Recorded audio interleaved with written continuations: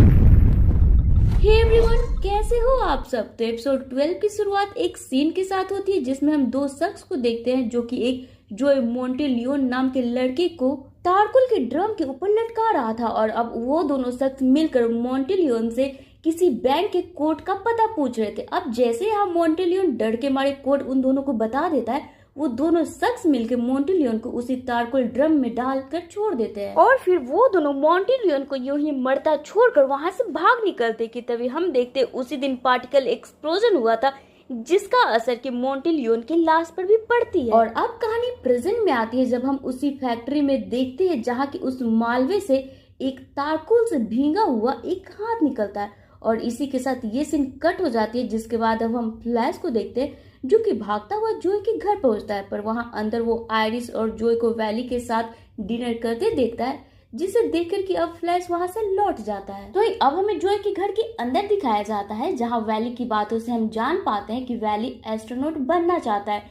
क्योंकि अब तक रॉकेट की स्पीड सबसे हाईएस्ट होती है और वैली को स्पीड काफी पसंद होती है, इसलिए वो रेसिंग करता था। अब इस रेसिंग की बात सुनकर आयरिस इसे रेस करने से मना कर देती है क्योंकि इसमें बहुत ही ज्यादा जान की खतरा होती थी और ये सुनकर वैली को अच्छा नहीं लगता है और वो बीच में ही डिनर को छोड़कर वहां से निकल जाता है। तो एक दूसरी तरफ हमें स्टार लैब में डॉक्टर हैरिसन को दिखाया जाता है जो सबसे छिपकर टोटल की शक्ति से कोई एक डिवाइस बना रहा होता है कि तभी वहां पे बैरी आ जाता है। अब उसे देखते ही डॉक्टर हैरिसन उस डिवाइस को छुपा लेता है। तब बैरी बोलता है, आप अकेले यहाँ क्या कर रहे हो। तो डॉक्टर हैरिसन बोलता है, मैं यहाँ शहर में हो जितने भी ब्रिज है उन सबको कैसे बंद किया जाए इस बारे में सोच रहा हूँ। जिस पर बैरी डॉक्टर हैरिसन को बोलता है कि मैं भी आपको मदद करता हूँ, वैसे भी पैटी के जाने के बाद मेरे पास कोई खास काम नहीं बचा हुआ है।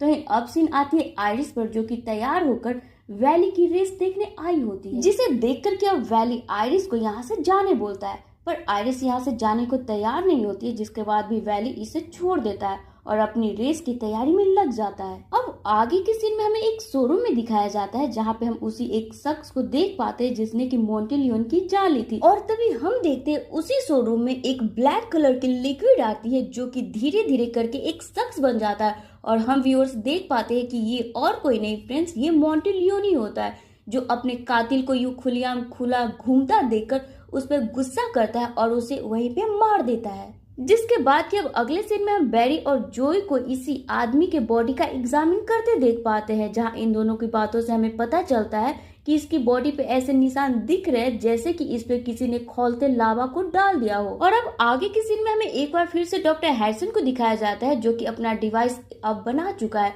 और इसके बाद वो इस डिवाइस को लेकर फ्लैश की कॉस्ट्यूम में लगा देता है कि तभी यहाँ पे फ्लैश और सिस्को दोनों आ जाते हैं, पर तब तक डॉक्टर हैरिसन यहाँ पे अपना काम कर चुका होता है। अब आगे के सीन में हम डिटेक्टिव जोई को देखते हैं जो कि आयरिस से मिलने उसके ऑफिस में आता है। तब आयरिस उसे एक रिपोर्ट दिखाते हुए समझाने लगती है कि हर साल कितने लोग रेसिंग की वजह से मारे जाते हैं, इसलिए जोई को इसे बंद करवा देना चाहिए।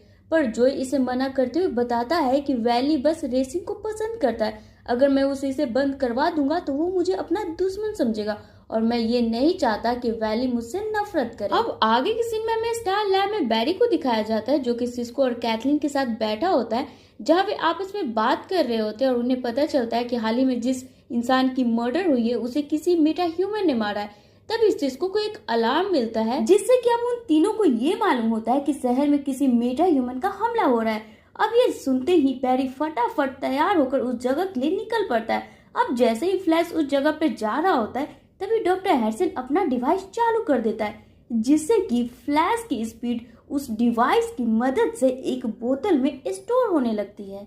और अब जैसे ही बैरी क्राइम सीन पे पहुंचता है तो यहाँ वो देखता है मोंटेलियोन अपने दूसरे कातिल को मारने में लगा है। तभी बैरी एन वक्त उनके बीच में आ जाता है और उस शख्स को बचा लेता है। तभी सिस्को अब बैरी को यहाँ आइडिया देता है कि मोंटेलियोन के ऊपर वो पानी डाले, जिसके बाद के बैरी एक पाइपलाइन के आगे जाकर खड़ा हो जाता है और मोंटेलियोन का ध्यान अपने ऊपर आकर्षित करके उसे अपने ऊपर हमला करने बोलता है। अब जैसे ही मोंटेलियोन बैरी पर हमला करता है वो उस जगह से हट जाता है जिसके हमले से वहाँ पीछे पाइपलाइन टूट जाती है जिससे कि बहुत ही भारी मात्रा में पानी निकलने लगती है। अब जैसे ही पानी की छींटे मोंटेलियोन पे पड़ती है वो एक लिक्विड में कन्वर्ट हो जाता है और वो वहां से भाग निकलता है। जिसके बाद क्या बैरी भी वापस स्टार लैब आ जाता है जहाँ वे आपस में मिलकर मोंटेलियोन के बारे में जानकारी इकट्ठा करने लगते हैं। तभी बैरी को कुछ काम याद आ जाता है और वो जाने लगता है, जिसके बाद कि सिस्को यहाँ आता है और बैरी से पूछता है, आज तुम्हारी स्पीड थोड़ी कम थी, क्या तुम्हारा तबीयत ठीक तो है? जिस पर बैरी बोलता है, हाँ मैं बिल्कुल ठीक हूँ। तो ही अब आगे हम आयरिस को देख पाते हैं, जो कि रेस के इंचार्ज के पास आई हुई थी और इसे रेस बंद करने के लिए बोल रही थी, पर क्लार्क इसकी बातें न मानते हुए उल्टा इसे धमकाने लगता है कि क्लार्क आयरिस के साथ कुछ भी कर सकता है। इस पर अब आयरिस इसे अपने फोन में हो रही रिकॉर्डिंग दिखाते हुए बोलती है, अगर तुमने रेस नहीं बंद करी तो ये सारी चीजें मैं सीसीपीडी में दिखा दूंगी। जिस पर डरते हुए क्लार्क यहाँ इसे डांट कर भगा देता है। तो अब आगे हम वैली को देखते हैं, जो कि आयरिस से मिलने उसके घर पहुंचता है और अब वैली आयरिस से पूछता है कि आखिर वो क्लार्क के पास क्यों गई थी। इस पर आयरिस इसे बोलती है कि इसे वैली की चिंता है, इसलिए वो रेस को बंद करना चाहती है। जिसके बाद कि वैली इसे बोलता है, मेरी चिंता करने की तुम्हें कोई जरूरत नहीं है, और हाँ अगली बार तुम उस जगह पे आई तो शायद मैं तुम्हें बचा नहीं पाऊंगा। और अब आगे के सीन में हम बैरी को डॉक्टर हैरिसन के साथ स्टार लैब में देख पाते हैं, जहाँ बैरी डॉक्टर हैरिसन को एक पेपर दिखाता है जिसमें कि कुछ एक्सपेरिमेंट्स लिखे होते हैं, जिनसे कि ब्रीच को बंद करने में उन्हें मदद मिल सकती थी।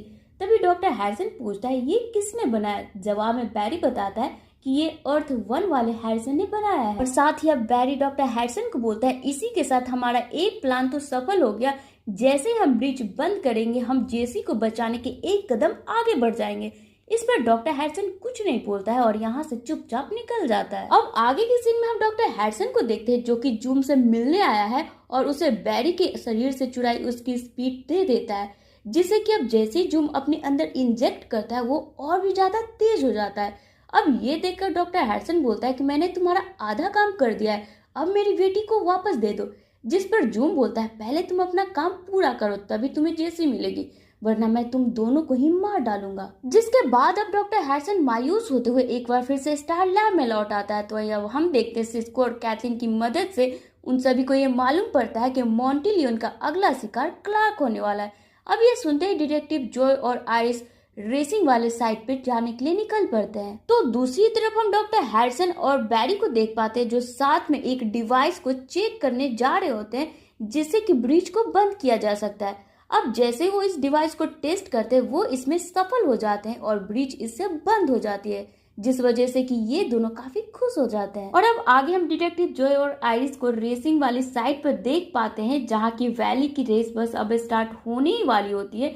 अब जैसे ही उसे ग्रीन झंडी मिलती है, वैली अपनी गाड़ी स्टार्ट करता ही है कि तभी हम देखते हैं उसकी गाड़ी आउट ऑफ कंट्रोल हो जाती है और हम व्यूअर्स देख पाते हैं कि वहाँ मोंटी लियोन भी पहुंच चुका है। अब यहाँ ये सब देखते ही आयरिस फौरन से बैरी को कॉल करके यहाँ बुला लेती है। अब जैसे ही हम देखते हैं वैली की गाड़ी पलटने ही वाली होती है कि तभी यहाँ फ्लैश पहुंचकर वैली की गाड़ी से उसे निकालकर बचा लेता है। तो दूसरी तरफ उसी गाड़ी से टूटे एक शीशे का टुकड़ा जो कि आयरिस की तरफ बढ़ रहा होता है, जिस पर बैरी की भी नजर पड़ जाती है और वो उसे रोकने की कोशिश करने लगता है। पर यहाँ चूंकि डॉक्टर हैरिसन ने उसकी स्पीड थोड़ी सी चुरा ली थी, उसके पास इतनी स्पीड नहीं बची होती है कि वो उस शीशे के टुकड़े को रोक सके और यहाँ ये शीशे का टुकड़ा सीधे जाके आयरिस के चेस्ट में लग जाती है, जिसके बाद की आयरिस अब वहीं बेहोश हो जाती है, जिसे देखकर फौरन ही बैरी उसे लेकर हॉस्पिटल पहुंचता है। तो अब अगले सीन में हम जॉय को आयरिस के पास देखते हैं, जहाँ की आयरिस की आंख खुलती है तो वो थोड़ा बेटर फील कर रही होती है, जिसे देखकर जॉय को भी थोड़ा सुकून मिलता है। तभी यहाँ वैली भी आ जाता है और आयरिस से माफी मांगने लगता है, क्योंकि यहाँ वैली को ऐसा लग रहा था कि इसी के कारण इसकी बहन आयरिस की ऐसी हालत हुई है। जिसके बाद कि वो शर्मिंदा होते हुए वहां से बस आयरिस के लिए फूल रख कर वहां से चला जाता है, जिसके पीछे कि अब जॉय भी आता है और वैली को समझाता है कि इसमें उसकी कोई गलती नहीं है। कि तभी हम देखते हैं जॉय को बैरी का कॉल आता है और उसे स्टार लैब में वो बुलाता है, जिस पर अब वैली डिटेक्टिव जॉय को बोलता है कि आप बेशक आराम से जाओ, मैं आयरिस का ध्यान रखूंगा। जिसके बाद कि हम देखते हैं जॉय स्टार लैब पहुंचता है, जहाँ की सभी मोंटी लियोन को कैसे हराया जाए इस बारे में डिस्कशन करते हैं। कि तभी सिस्को बैरी को एक जनरेट दिखाता है, जिससे कि खासकर उसने मोंटी लियोन के लिए ही बनाया था, जिससे कि मोंटी लियोन का लिक्विड शरीर एक सॉलिड में चेंज हो जाएगा, जिससे कि उसे हराने में आसानी हो जाएगी। पर यहाँ हम देखते हैं बैरी का ध्यान तो कहीं और ही होता है, क्योंकि बैरी को अभी लग रहा था कि उसकी स्पीड कम हो रही है। तभी कैथलीन बैरी के पास आती है और इसे इसका ब्लड सैंपल दिखाती है, जहाँ कैथलीन बैरी को बताती है कि इसका स्पीड 2% अचानक से कम हो गया है। तभी इस बारे में बैरी डॉक्टर हैरिसन से पूछता है, जिस पर डॉक्टर हैरिसन बोलता है उसे इस बारे में कुछ नहीं मालूम है। इसके बाद अब हम बैरी को थोड़ा भावुक होते हुए देखते हैं और वो बोलता है कि मुझे अभी अपने स्पीड की बहुत ही ज्यादा जरूरत है ताकि मैं लोगों की मदद कर सकूं, और अभी तो मुझे डॉक्टर हैरिसन की बेटी जेसी को भी बचाना है। मैं कैसे सारी चीजों को हैंडल करूंगा। अब यहाँ बैरी को इतना परेशान देखकर डॉक्टर हैरिसन एकदम चुपचाप पहले तो शांत होता है, जिसके बाद वो अचानक बोलता है कि ये सब मैंने किया है, मैंने ही तुम्हारे स्पीड को चुरा कर इसे जूम को दे दिया है। जिसे सुनते ही सभी दंग हो जाते हैं। अब आगे कोई कुछ बोल ही पाता कि तभी डिटेक्टिव जो आगे आता है और डॉक्टर हैरिसन का कॉलर पकड़ते हुए उसे ले जाकर मेटा ह्यूमन वाली जेल में ले जाकर डाल देता है। अब आगे के सीन में डिटेक्टिव जोय को देख पाते हैं जो कि क्ले को बाहर लेकर आ रहा होता है। तब क्ले इससे पूछता है कि इसे कहाँ ले जाया जा रहा है। जवाब में जोय बताता है कि ये बस एक चारा है।